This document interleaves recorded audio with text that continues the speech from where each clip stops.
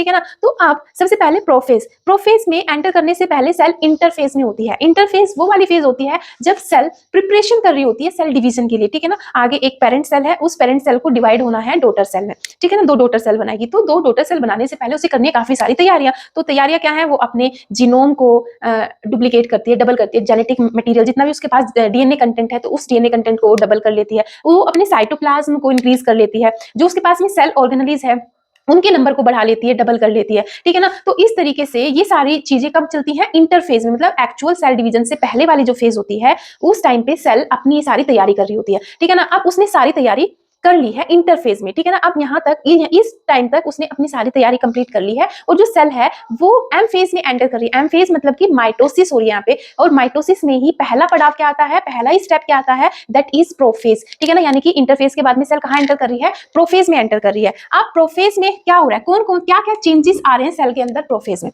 ठीक है। देखो सबसे पहले इंटरफेज वाली सेल को देखो बेटा, यहाँ पे मैंने जो जेनेटिक मटेरियल बनाया, सबसे पहले तो जो ये सेल है, इस सेल के अंदर हम मान के चल रहे हैं कितने क्रोमोसोम है, यहाँ पे मैंने ड्रॉ किए हैं।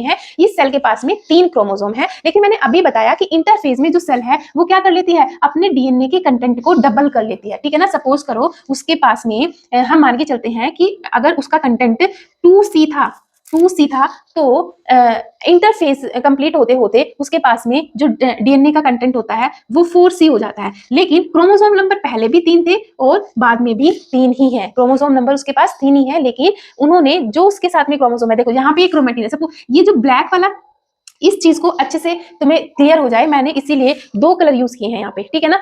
इंटरफेस के टाइम पे एक ब्लैक मार्कर से मैंने यहाँ पे ड्रॉ किया हुआ है डीएनए को, क्रोमेटिन को, और दूसरा मैंने ग्रीन मार्कर से ड्रॉ किया हुआ है, ठीक है ना। जो ये ब्लैक मार्कर वाला डीएनए है, ये आप मान सकते हैं कि ये सेल का पुराना अपना डीएनए है, ठीक है ना। और उसके बाद में एस फेज के टाइम पे, मतलब इंटरफेज के टाइम पे सेल ने क्या कर लिया है, अपने जीनोम को डबल कर लिया है। उस डबल जो रेप्लिका जो बनाई है उसने साथ में, उसको मैंने किससे डिनोट किया है, ग्रीन मार्कर से डिनोट किया है, ठीक है ना। ताकि हम डिफरेंशिएट कर सके कि हाँ सेल के पास में अपना ये पहला डीएनए था और ये इसकी डुप्लीकेट कॉपी है जो उसने अभी रेप्लिकेशन के बाद अभी जो इसके पास जेनेटिक मटेरियल आया है, ठीक है ना। तो इस तरीके से तीनों क्रोमोसोम्स को उसने डबल कर लिया है, ठीक है।